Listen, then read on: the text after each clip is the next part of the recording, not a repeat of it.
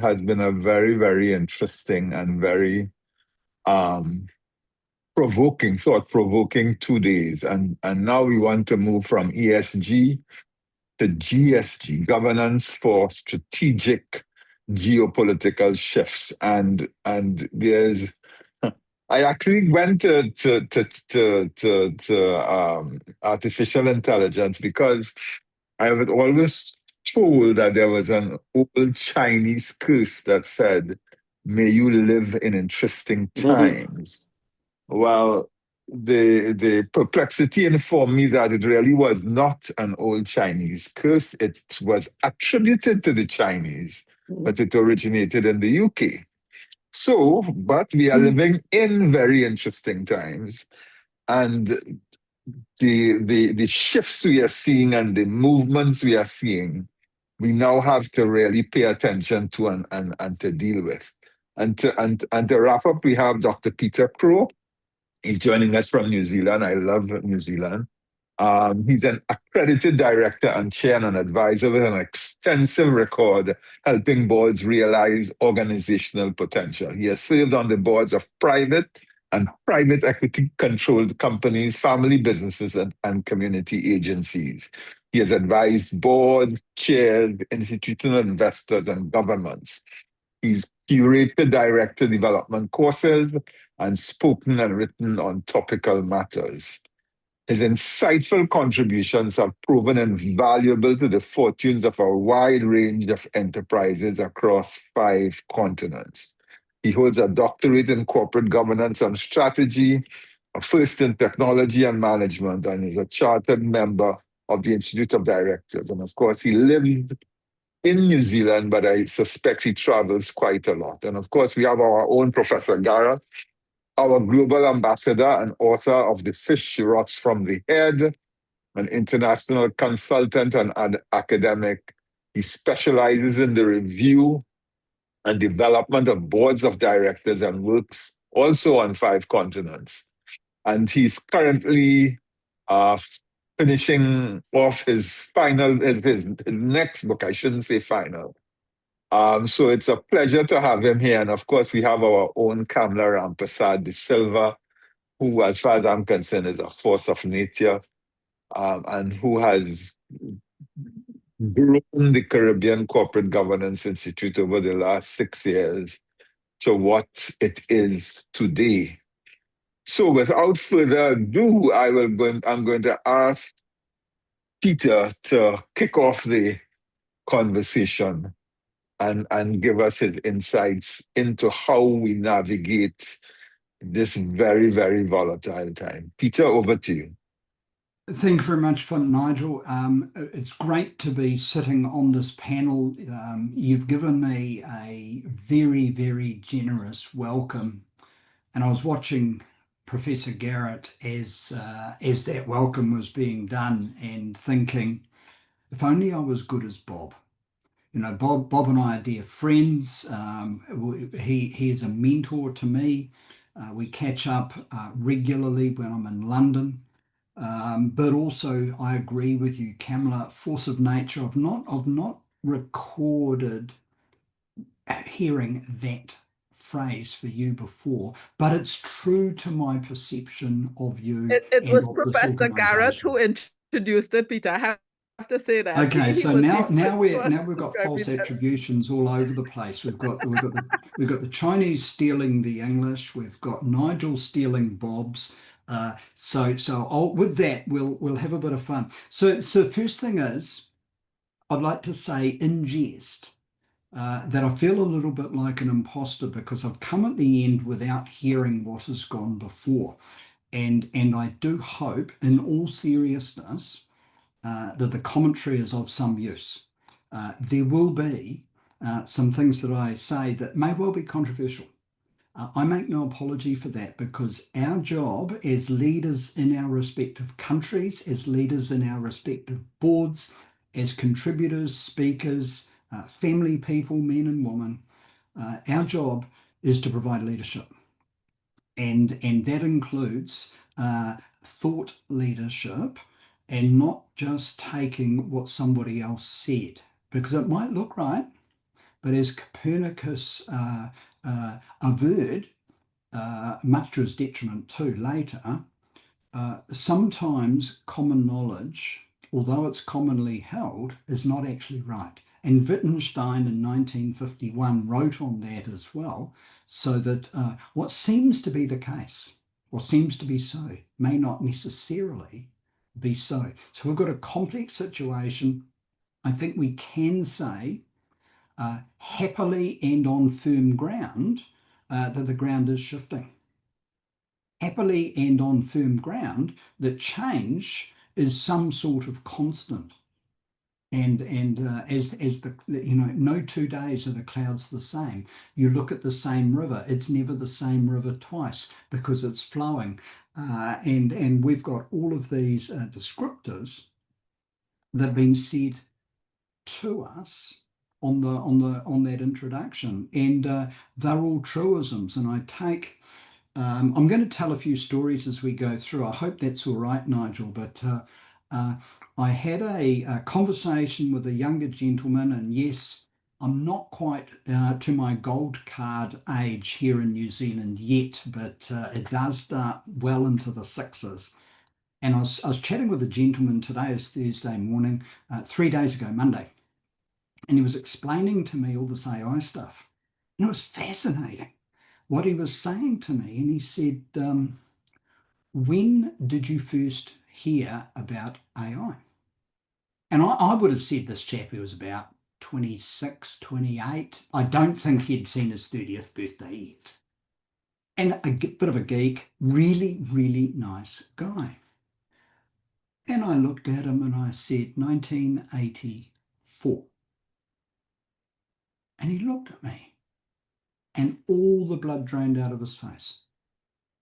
And I said that in 1984, when I was finishing my first degree, there was a paper there called Topics in Artificial Intelligence, and our job, our primary project for the year, apart from turning up at lectures, was to build an AI engine.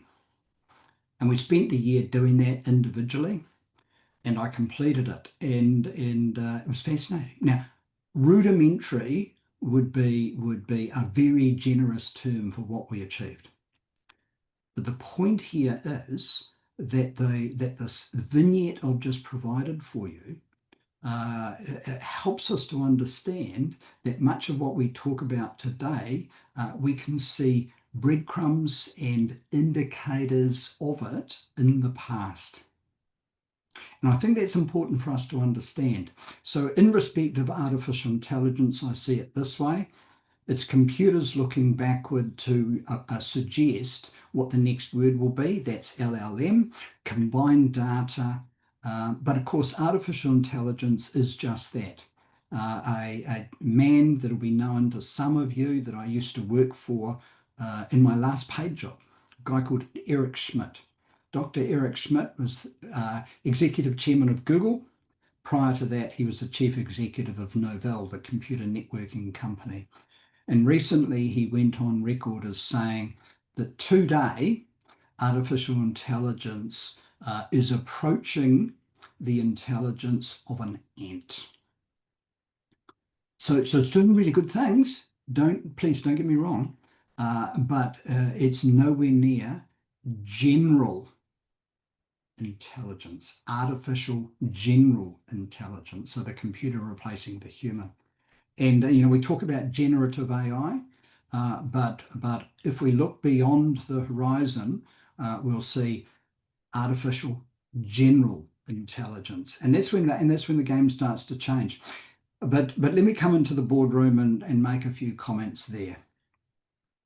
First, the boardroom itself continues to be populated with men and women who have a variety of backgrounds, of a variety of expectations, and critically, because we're humans, we have emotions, behaviors, values, etc. Nothing has changed in 500 years, 5,000 years. And as many of you know, the origins of governance and the word kybernetes can be traced to the Greeks. But the coming together in the Joint Stock Corporation in England 500 years ago and since It's about having incomplete information, talking about stuff and making a decision. That hasn't changed.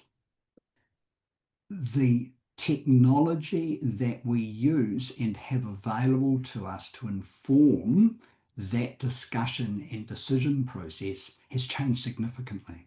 So we need to think about principles as anchors. And I'm going to suggest to you there are 4 of them. So we as a board need to set direction. And I'm going to stay focused on that one primarily after I finish summarizing. We also need to ensure capability.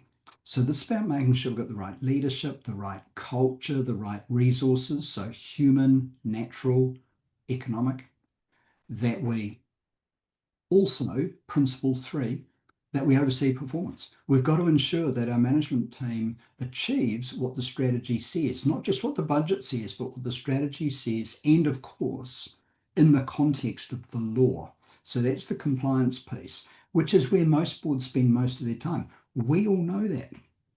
They deny it when you talk to them, but as Bob knows, as I know, as others of you know, when you do governance assessments, most boards spend most of their time looking backwards. So is it any wonder in a turbulent environment that they're not ready? And then the last one is accountability. On setting direction, the key thing there is to make sure that the organisation has one North Star, not 2, not 7, and that and not 0. That's the other problematic. So 1 and exactly 1. What is our purpose? What is our reason for being? And the research that I have suggests that around about 5% of boards are absolutely clear and united on what that is. And they also need a roadmap to get there, strategy. So with that as framing, Nigel, I'm coming back to you very soon. I'd like to agree that geopolitics, technology rises, such as, but including AI, cyber, other, are changing the landscape, and it's very easy for us as board directors to get sucked into the hype and to get swirled into the dynamism. Sorry, I've got a plate in my mouth with an artificial tooth just while the implant's coming. So every now and again, I lisp. So I just did. So excuse me. You've got the human Peter Crow today. But that we need to ensure we are holding tightly to those core principles. So we're there to steer and guide and pilot the organisation to achieve the goal. We're there to make sure that we hold on to and practice with the foundations of the 4 principles, but the practices can and should be dynamic. One last comment. Compliance is necessary. That's the law. You have to stay within the boundaries, but we cannot comply our way to performance. Necessary, but not sufficient. So Nigel, I just wanted to make those high level comments to frame this wrapping up session. I hope that's okay as a starting point. That's perfect. Can you just enunciate the 4th? Direction, compliance, accountability. What's the second? Oh, okay. So for the 4 principles, set. Yeah. Sorry, I'm using my fingers because then I can count. Yeah. Set direction. Mm-hmm. Which is about forward-facing context. Mm-hmm. Set direction. Ensure capability. Because we don't run the business, right? So this is about making sure that we've got the right leadership, the right culture, the right resources, yeah? Oversee management. So that's the accountability. Did we do what we said we would? Are we within the law? And the last one is provide accountability. And Bob Garratt and the work that he's done years ago, and it's written in the Fish Rots from the Head, Bob Tricker, others, but the learning board framework is the set of activities that sit on that principles 4 quadrants, right? And they map directly. So I've simply put it to principles level. And found it helpful when if we go to best practice, I think we're on incredibly dangerous ground. Thank you very much. I'll now hand it over to Bob for his perspective. Not in my usual base at all. I'm on the beautiful it's evening now. You may hear some explosions fairly soon. This is Guy Fawkes Day, fireworks night in the UK, the 5th of November, and I'm in a little village on the Hampshire Downs, visiting a very sick friend. But I'm happy to say we've got a signal at the moment. I'm praying this works. Peter, many thanks for that. And to pick up a few of your points, and then I'd like to make a few general points as we're trying to wrap up. You are spot on the artificial intelligence.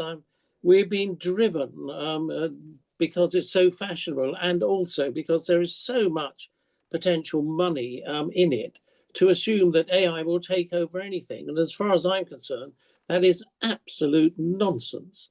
And this idea of general intelligence in the human still is way surpasses whatever is happening in the AI world.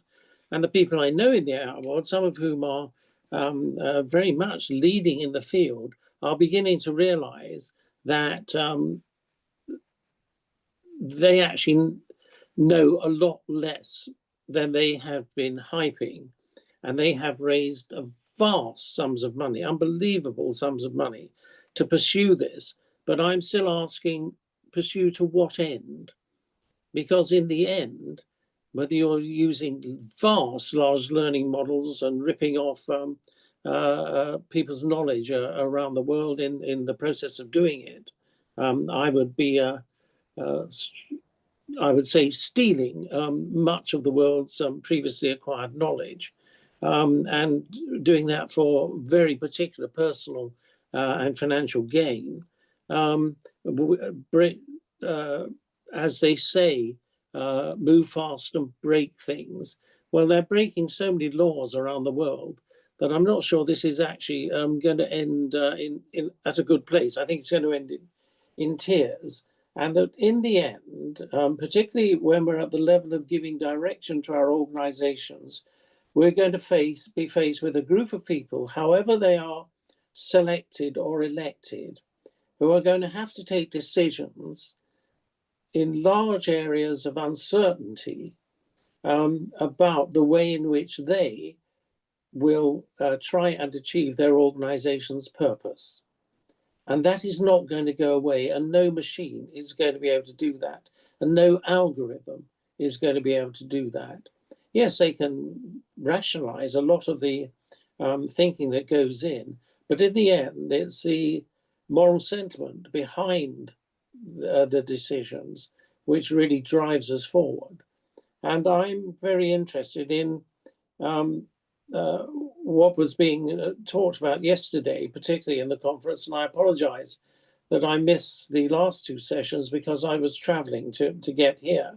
But it struck me that we were talking about a lot about the future yesterday, and AI, very good to pursue that line.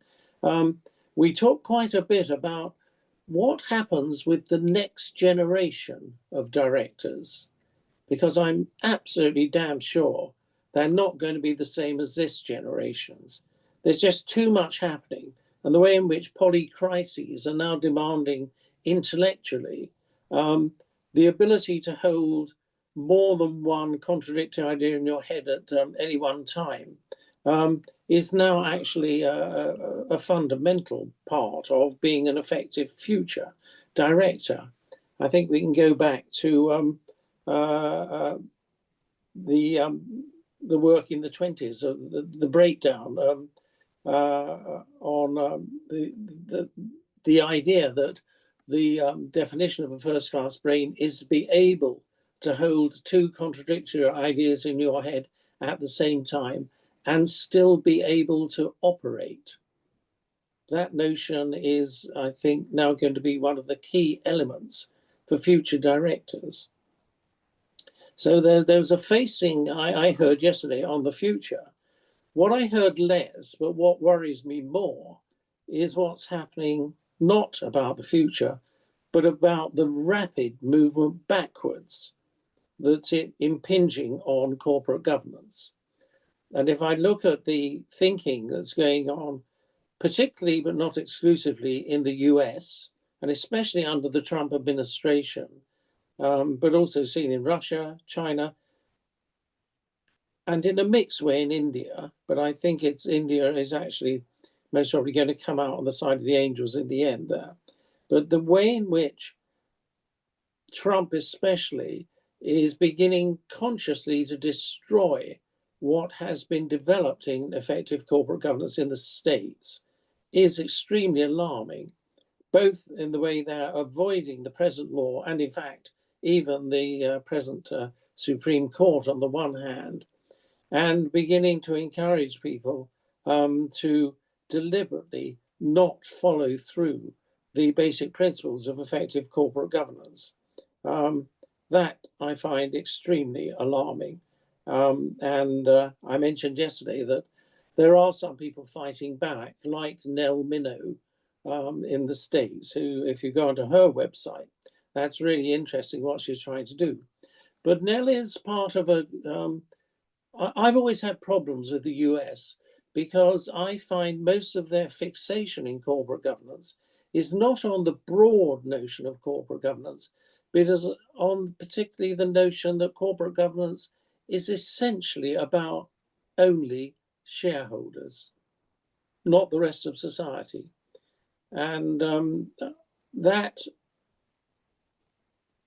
worries me greatly because they've been so narrowly focused on that, and because the Trump administration especially is now trying to destroy the base of small shareholders, and they're quite explicit about this. I'm not sure what they're going to be left with in the States. And yet the States in many ways is seen still as a role model for many other countries. So I'm not sure if they're deliberately setting out to create corporate governance anarchy, but they seem to be doing a damn good job of creating that anyway. So that does worry me. So the future, interesting yesterday, I'm more concerned about the fact that behind this conference, there are major forces at work which are trying to undermine most of the principles of effective corporate governance. And so what interests me greatly is what are our solid foundations on which we're building? You're going right the way back to exactly what Peter said about Kubernetes, the Greek meaning of how do we both give direction? How do we show the way ahead on the one hand and keep our organizations under prudent control on the other? And we have to do both as a board simultaneously. And that's where the whole notion of holding two contradictory ideas in your head and still being able to operate is going to become much more a focus for future boards, as far as I'm concerned. And that means beginning to look seriously at the training, and particularly, I would argue here, the professionalization of future directors of the next generation. And that means having to create very different ways of thinking and behaving to ensure that our organizations will have a successful, a healthy future in these increasing surrounding polycrises, simultaneous crises on a whole series of dimensions. And that means we're going to have to find or create, and particularly pay for, time to develop the individual directors and the board as a whole to be able to cope with these crises.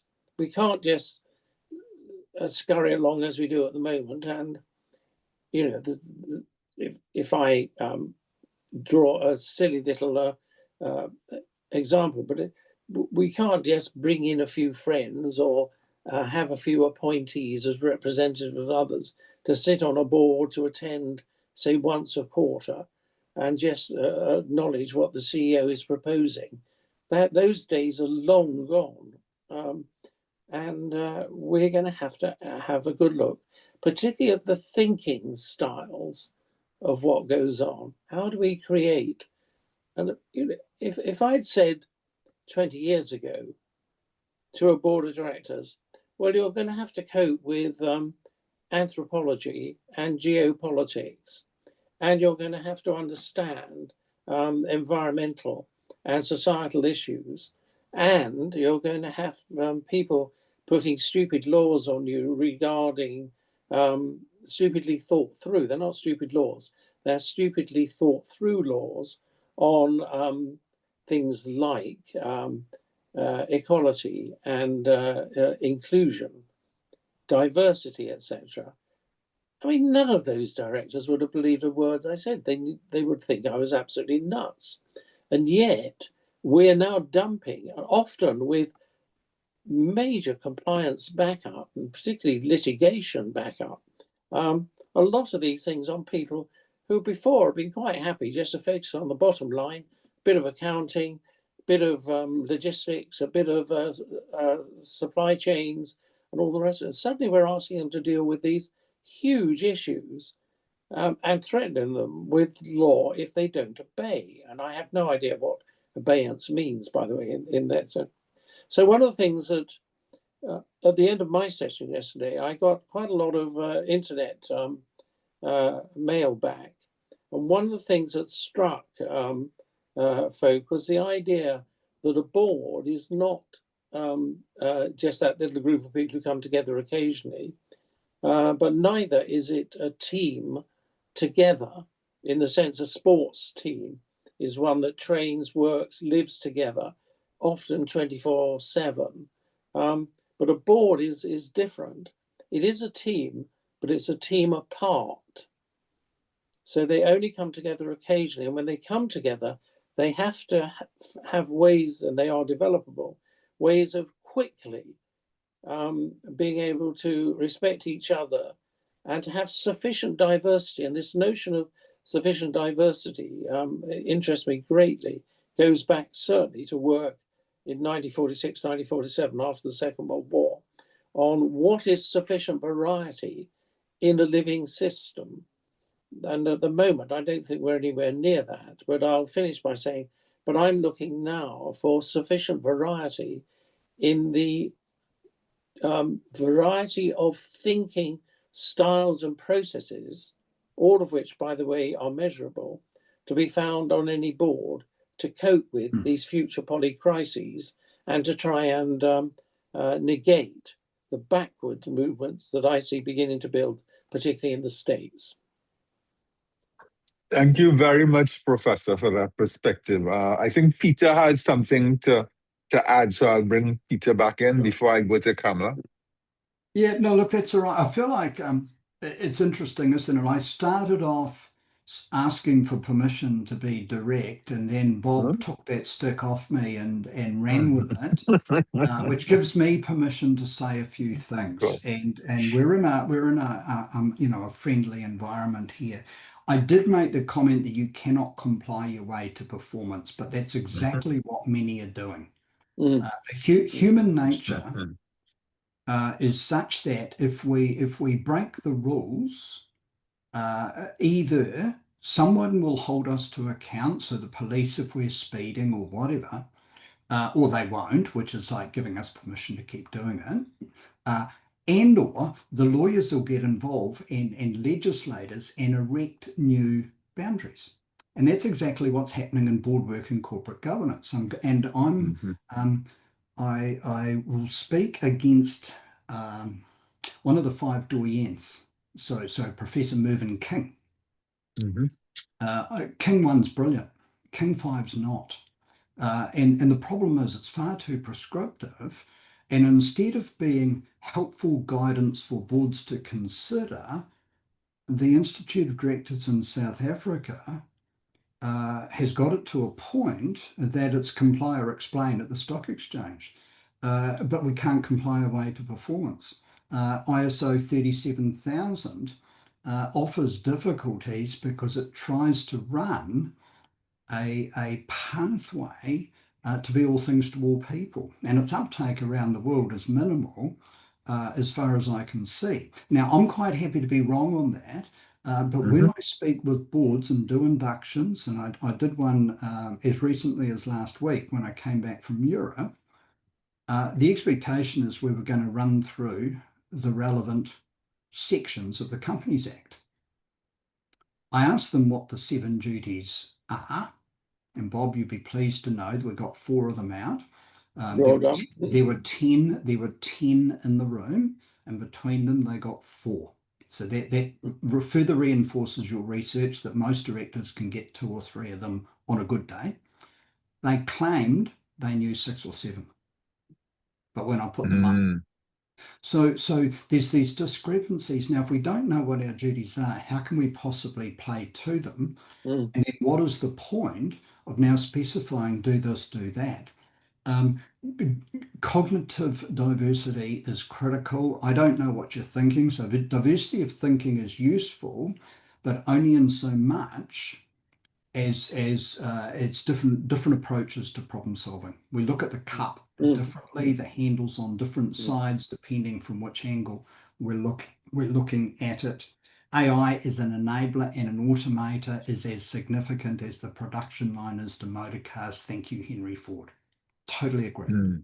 But for us to sit in a boardroom and to think that a computer can tell us why something has happened is folly. It's a little bit like saying, yes, my mother had breast cancer. And we all knew that. The computers could do the analysis and make that determination. Nobody knows why she got it. How can we expect a computer to? So there's some contextual stuff here. I know Nell Minow. I spoke at the conference she spoke at the International Corporate Governance Network in New York in July. And they were fascinated by the comment that I said, for the rest of the world, the directors have to act in the best interest of the company, not the shareholders. They were absolutely fascinated by that. Or how do you make money? Well, if you look after the company and nurture it, it'll look after the rest. And this is the complexity. So, Bob, to your point, approximately 15% of a human population, I don't know, 1,000 people, 100,000 people, something, around about 15% have leader tendencies. And this is your big picture, your complexity, your longer term thinking, holding multiple thoughts. And 85% of the followers, which are your short term, your concrete, your rearward facing, happy to take guidance from others. I've got no evidence to suggest that a distribution of board directors is any different. Now, if that's true, 85% of our board directors should not be in the boardroom. So let's make sure we not only train them to engage well, that they see it as a profession, just like medicine or even a vocation like plumbing. That would be a good start. Good start. It'd be a good start. But that we engage, that we work hard on the stuff, that we read philosophy and psychology and history and ethics and because there's a lot of knowledge there that we can transform through, rather than having these and sorry, Kamla, these clubs around the world, some of which are simply guilds in their behaviour, and they've turned inward as if the purpose of the guild is to perpetuate the guild. It is not. Rightly understood, and I'm happy to be part of this, to support it, because I think Kamla's doing a wonderful job with Nigel, that this is an organisation that's committed to doing it well, as opposed to committed primarily to increasing membership. That's a consequence. So I should stop there, because Bob and I get into trouble when we sit down and have lunch, because we talk about these things, and it could be confirmation bias, but I suspect the 146 years of human life that Bob and I offer this gets us back, if you add it, I know it's a bit of a false comparison, but 2025 minus 146 is 1879. The world is a different place, but we can bring considerable experience alongside you, not because we're right, but because we are modeling, and please don't take this as arrogant, Bob and I are modeling the sorts of thinking and behavior that needs to be commonplace in boardrooms. We need to be critical thinkers. We need to be innately curious. We need to be prepared to hold others to account and provide an accountability. We need to know enough about AI, but not too much. Critically, we need to know what questions to ask to fill gaps. And I don't think that's changed over 50 years, over 100 years. Yeah. I agree 100%. Let's get Kamla into the conversation. Kamla. Great. Thank you. Thank you very much, Nigel. And I really bow to this experience that is before us here in this panel. So one of the things Professor Garratt shared is that, in the polycrises that we currently engage, it demands that all of us hold more than one contradictory ideas at the same time and find a way to operate and cope with the crises around us. So therefore, I want to just put a few more provocative thoughts out there. We've had quite a bit from Professor Garratt and from Peter here. So let's consider, Professor Garratt says that some of the AI experts are not really letting on to how much do they really know. Do they really know where they're at and what's happening? But let's consider some of the sci-fi things that we have seen, because the world has changed so considerably. And I'll just use the example of the fact that we can now have this conversation across different continents, looking at each other, right? Something that we could not have even fathomed 20 years ago. So let's consider if the world... Let me just put up in there. It may be easier today, but we've been having global conference calls for at least 30, 40 years. Okay, so then let me go back and say not 50 years ago.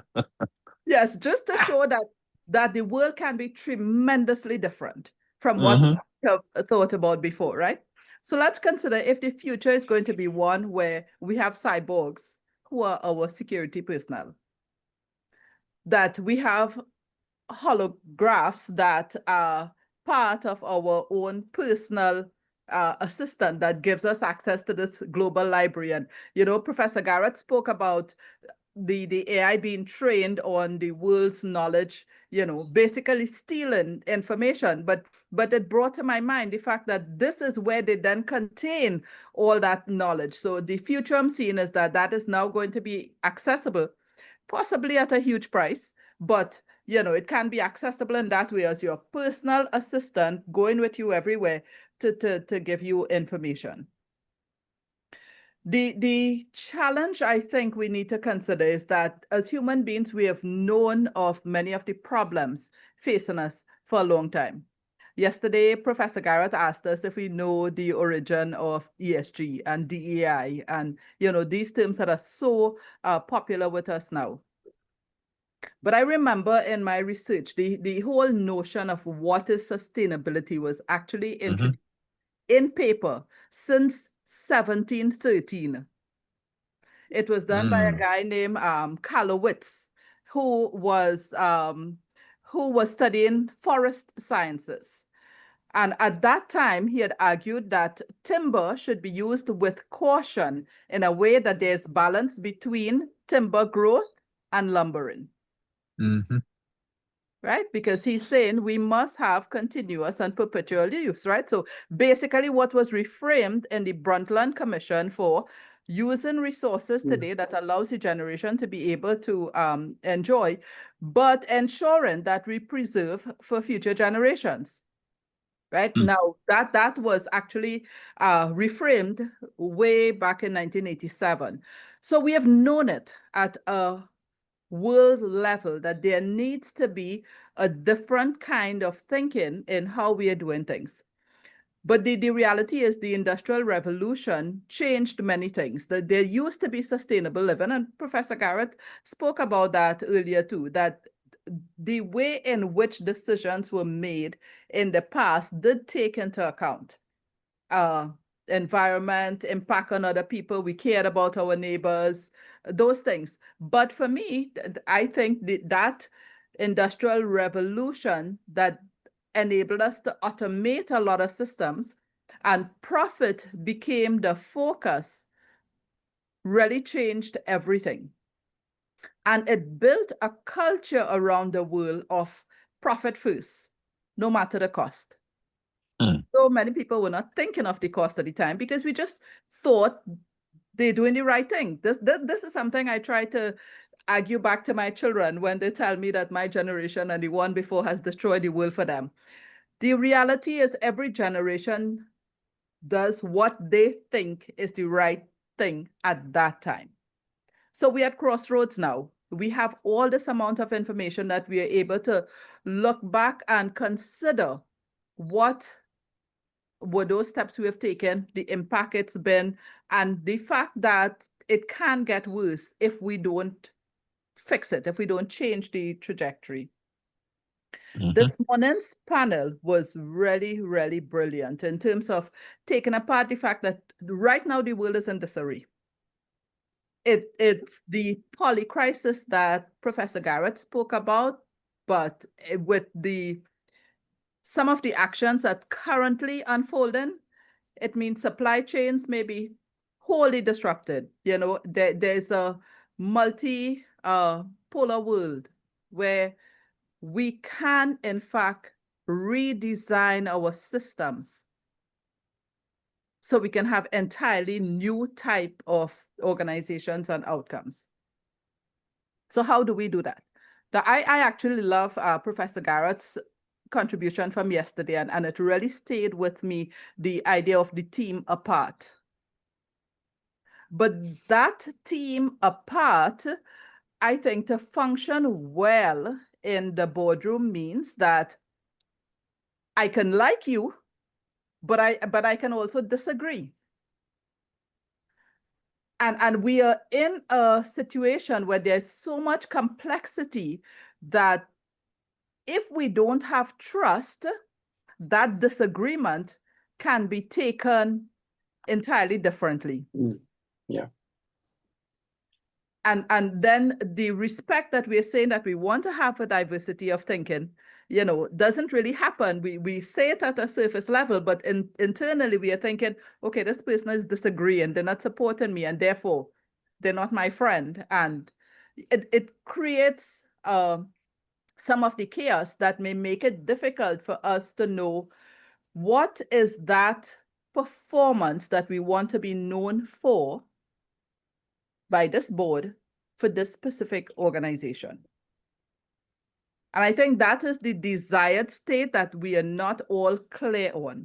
What exactly do we want? How do we see it?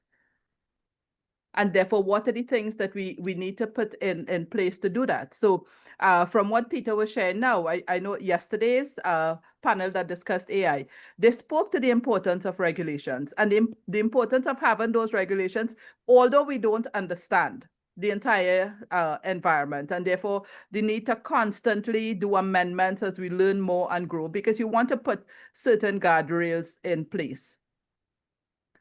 But I don't know that we really need to wait for those regulations. I think understanding what is the culture we want to build, how do we ensure that we create the level of trust that allows each of us as directors in the boardroom to say, I like you, but I disagree. But I think Kamla goes back to what Peter, I think the guide has to come from what Peter referred to initially. There is one North Star. What is our organization's purpose? Once we are clear about that purpose and the principles that will guide how we operate, that becomes the framework within which you have those conversations. And you've heard me say it before, but as a chair or as a leader, one must be constantly mining for conflict and farming for dissent. You want every brain in the game, every perspective in the room, and you want vigorous debate before the decisions are made. And you want that. You want it on the table. You don't want people sitting and frowning and sulking. You want them in the game. But the guide is the purpose.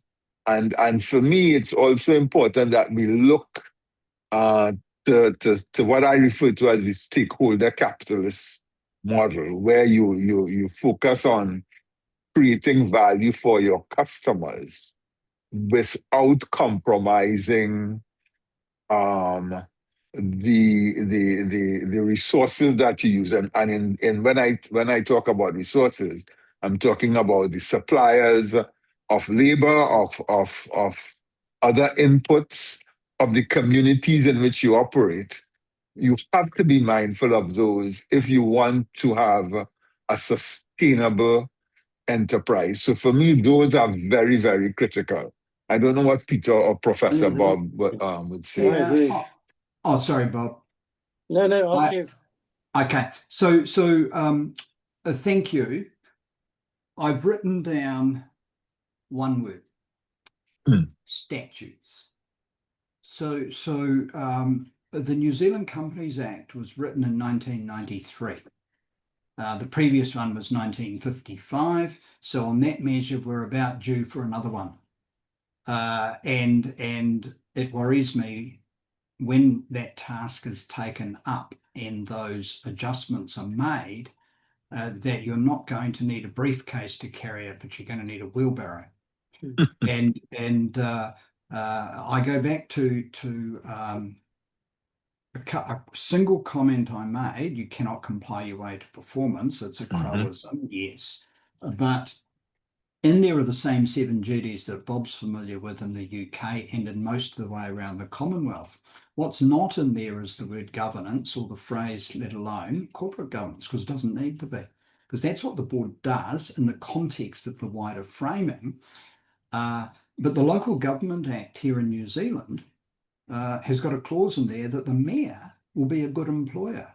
And you go, what? And so it's highly prescriptive. The difficulty with Section 172 in the UK is nothing. There is no difficulty with it. The problem is that a group of men and women are now trying to prescribe what it means. And I think what we need to do is have adults in the room. Let's call them company directors. That might be a novel name for them. We need adults in the room who are prepared to understand the boundaries, and if you bang into them, it might hurt, but understand the boundaries within the context of purpose, and how are we going to deploy these in our business? Because you cannot prescribe for all possible cases. You know, you look at, and so I think that, the evolution of the King Code, for example, but there are many others around the world. I'm only bringing that one forward, not because I'm antagonistic to the IOD-SA, but because I think the tracking of more prescription is unhelpful, right? If we get adults in the room that are prepared to put their minds to the task, debate vigorously in a high respect, high trust environment, to your point, Nigel, then we've got half a chance. We've got half a chance. So I just wanted to make that comment. And I'm also conscious, Nigel, that the four of us having great conversation. There's a whole lot of people on this call. They might want to throw rotten tomatoes at me. No, it's great. I can tell you that they're paying close attention, because we have, for instance, a comment from Ulrich Miller, where Ulrich is saying that this agreement is acceptable if we are all seeing the same North Star. And so I want to bring the statistics that Peter shared earlier. 5%. Was it 5% of directors, Peter? Okay, so just want me to expand on that briefly? Yeah, please. Yeah. Okay, fine. So when I'm engaged to work with a board of directors and or executive team on helping them through their strategy development process, and it's board level, it's not executive, and I don't consult in the detail because I'm not about that. It's what is the roadmap to get to the future. My first question is to ask them about the future, and I give them a piece of paper that's about this big. Right, so about 3 inches by 4, give or take, or whatever the metric equivalent is. And I say to them, before we start, I'm presuming you're really clear on why this organization exists. Please write it down. Okay. And I'll get a bunch of behavioral responses from looking at the paper, looking at me, looking at the light switch, turning the paper over sometimes, and eventually, and because they're hoping that the words will write themselves because they don't know. Then there are people who will get out their pen and start writing reasonably vigorously, including turning the page over and writing on the other side. And then there's a group that will just write a phrase. Of the 107 times that I've done that over now 9 years, 5 have given me one answer.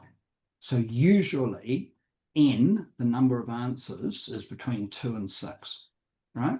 So what happens is I get the pile of papers, I'm sitting down with them, I read the first one, I put it on the table in front of me, I read the second one, if it's the same, it goes on top, if it's different, I'll make a new pile, you get the message, then I simply say, which one? We cannot build a roadmap to the future if we don't know the goal. And so I call that the 5%. If you want to join the 5% club, let's go. And so that does the framing, and that gets over the Abilene paradox, the groupthink, where the most powerful person in the room says it's X, and everybody else lines up, but we don't believe it, you know. And so if we do, and that's what that's all about, and that is consistent, although the metric is different, with Barton and Wiseman's research from now a decade ago that says 1 in 6 direct. Oh, and the people in the room that have done that exercise is all of the directors and the senior table, right? So I want one answer from the lot of them. It's rare. It's really rare because one group's got to govern to it, the other group's got to implement it. Barton and Wiseman 2015. 1 in 6 directors understands the business of the business.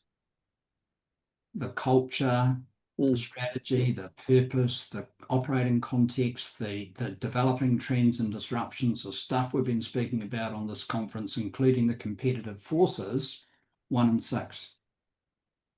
So I pose a rather awkward question. What are the other 5 basing their decisions on? What she said, because she's the expert, or guessing? And it's any wonder why, you know? So that's just a little bit on that point. So I love that, Nigel. That's the gap that we need to identify, that we must not pretend does not exist. Bob knows this stuff too, with the the 2 and 7 comment, the director's duties knowledge, right? This sounds really, really basic, but Bob and I have discussed in the past, until we get the basics right, there is no point, or we can hope, but hope's not really a strategy, is it? But if we want a decent superstructure and a sustainable business, we need to get these foundations right. Definitely. Bob, you have any comments there? Well, I'm following on from what Peter's just said, but I'm also aware there are people, I'm sure, in our audience who want to comment. So I was trying to keep quiet. But the only thing I'll say is, it's interesting to me, the resurgence now of the notion of professionalism. And although there are various haltering steps being taken, the work that's gone on in the Gulf through the Board Development Institute, the Gulf Cooperation Council Board Development, initially by Jane Vowles, and now taken over by John Gollifer, one of your own from Guyana. That is very interesting because they are now beginning to at least at the level of both directors and, I stress, company secretaries, beginning to develop both a certificate level of award, a diploma level award, and then an action learning based professional award. And they have put, or at least the Saudis and others have put, an inordinate amount of money into setting up the backup accreditation systems in a very, very rigorous way. And I think that's worth having a good look at by everybody, because it's modeled on what we did 30 years ago in London with the Institute of Directors, the Chartered Director Award notion, which still runs, but at a very low level without any serious commitment from the IOD London. But other people are beginning to say it's an interesting model.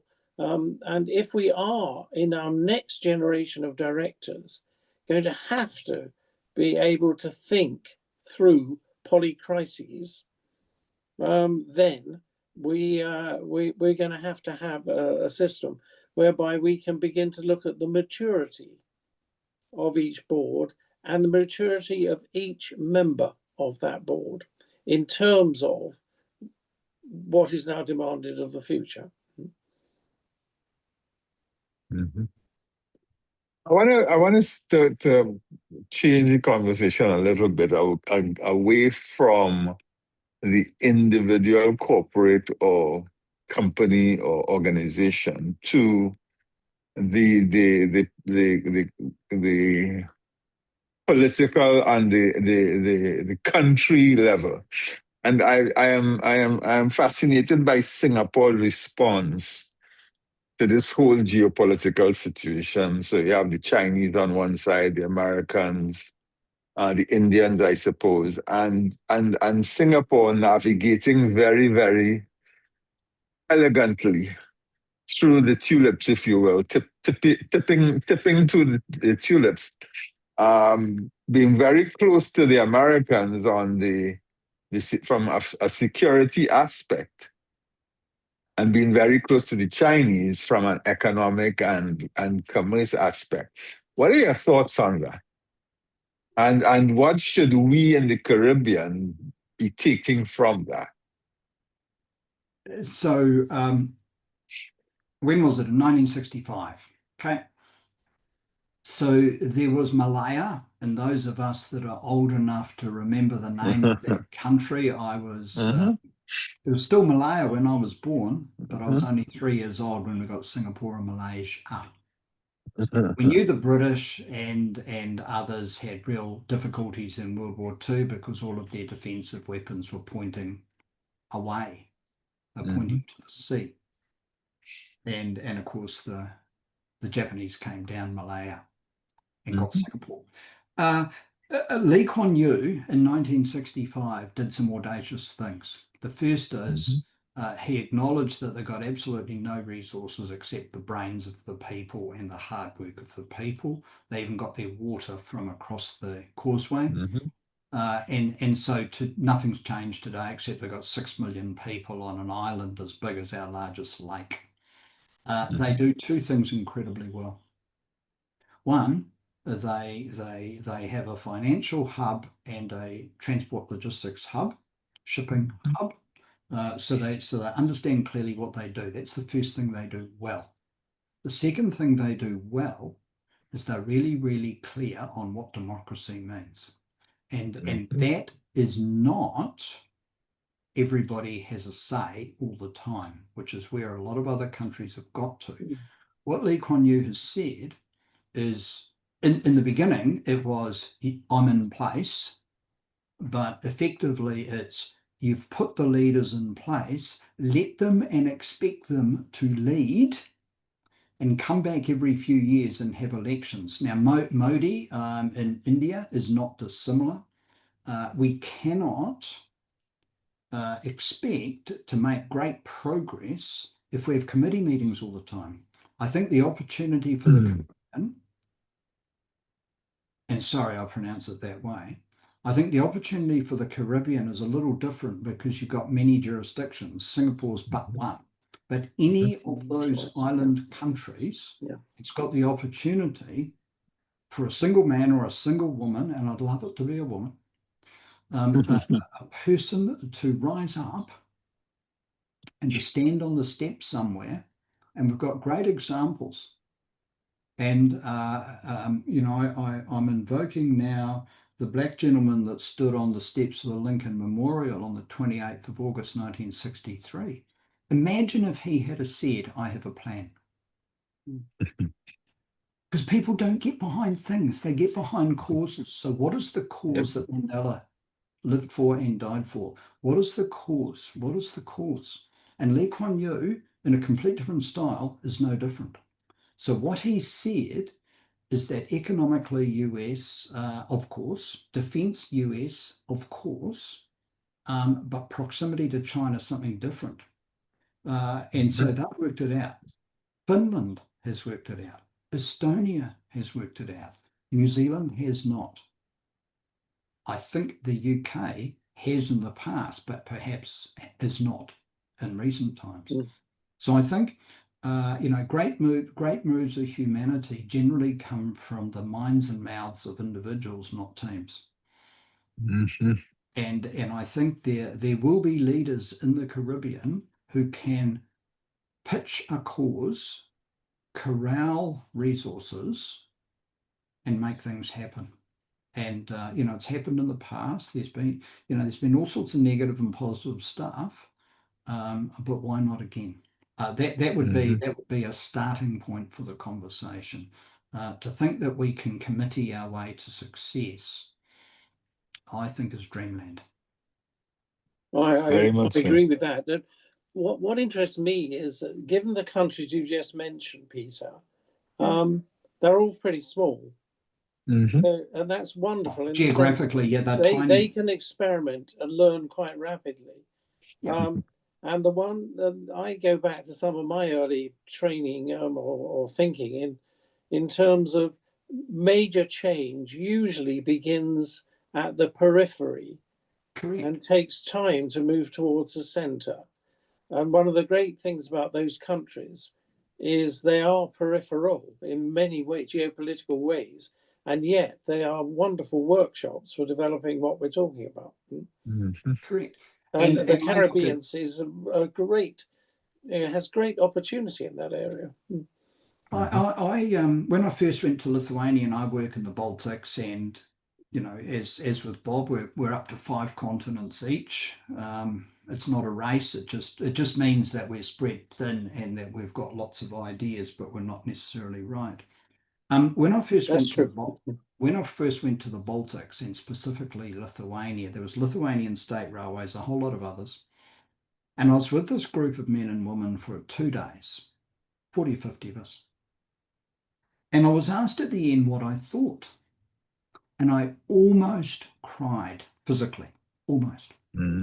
Because what I'd observed was the progress they'd made since 1991 when they got democracy back. But what they'd done is they'd looked across the horizon and said, we've got to work out how to govern this thing. And they looked to the UK and thought, yeah, there's some good things there, but maybe not. They looked at Germany and said, nah. And they looked at the US and said, particularly no. But then they looked at the Swedes and they picked the eyes out of the Swedes, picked the eyes out of others, and brought together something that worked for those 2.8 or whatever it is million people in Lithuania now. Bob, it's on the peripheries, absolutely. The speedboat can be nimble, the warship can't, in terms of changing direction. And your summation is incredibly insightful. It's from the margins. We need to make sure that we pick our right battles, though. Can we claim to change the climate? No. Do we need to harness what we've got in front of us? Yes. So how do we get the right settings to drive the outcomes we desire? And remember that Kamla and Nigel have run these small smart state seminars and we're going to continue to do those. So I would strongly recommend that we do continue to do those, because I think that's where most of the learning is going to come from. That's where it's going to come from. You know, and when I'm in Africa, same thing. It's the mid-size, it's the leaders of the mid-size organizations of the mid-size countries where the innovative conversations are happening. Kamla, I think what we can do now is wrap it up and let you close off a brilliant 2 days. So I don't know, Bob, Peter, I welcome you to give some closing remarks. I just said my piece. Thanks. You know, I've been at this for 25 years since I finished my executive career. Bob and I, and I hope I'm not being too indiscreet here, you know, I'm 20 years younger than Bob. That's very indiscreet.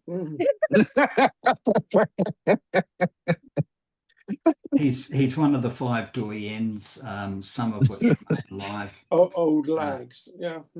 He is incredibly humble, and I'm in that next generation coming through, but I'm rapidly reaching the point that I want to. Well, I am sharing the wisdom that I have, what little, and hopefully it's of value. But it's the 40-year-olds now, that need to invest over the next 5 years and please to suck as much out of the brain of Bob and others, and me to some extent.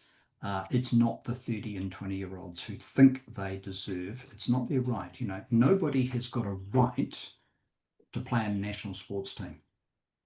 You go to school, you play, and you refine your skill over time. And eventually, if you're good enough and if you're selected, then, and it's no different with boards. My wife spent 7 years in university, 3 or 4 years in the hospital system. She then chose her specialty, general practice. So 15 or 16 years after she entered the hallowed halls as a high school graduate, she was a minted doctor. Plumbers are no different, except different time frame. Directors in New Zealand, you need to be age of majority, not before the court. In other words, you need to be warm and breathing. How is that professionalism? So these are the things that I would encourage everybody on this call to engage strongly with Bob and others to really get it by the scruff of the neck and to outright reject notions of best practice and mechanical determinism. It simply won't work. It's a step change. It's Thomas Kuhn. Thank you very much. Kamla? Yes, I just feel so absolutely honored, you know, that we have had these wonderful, wonderful sharing over the last 2 days, but particularly this evening. Thank you so much, Peter. Thank you very much, Professor Garratt. A pleasure. Yes, and Nigel, we have so much work to do. You know, I appreciate the compliment from Peter that our focus has not been on growing membership. It's been on putting out great quality sessions that thought-provoking. So I appreciate that, but we really need to do so much more as we also try to get more members. So we build that network and community of people who, as Peter just summarized, I like that, because I'm trying to think what really is that desired state that we're looking at. We need to have an image of what we want if we are going to put new systems in place. So as he says, it has to be those 40-year-olds who must be groomed, who need to understand all that happened before, so we don't just repeat the mistakes of the past, but who are also encouraged to be critical thinkers, so that we are going to be able to really build a world that we could look back and say, this is our legacy and we are proud of it. You know, I feel very, very optimistic after this conversation today. So thank you so very, very much.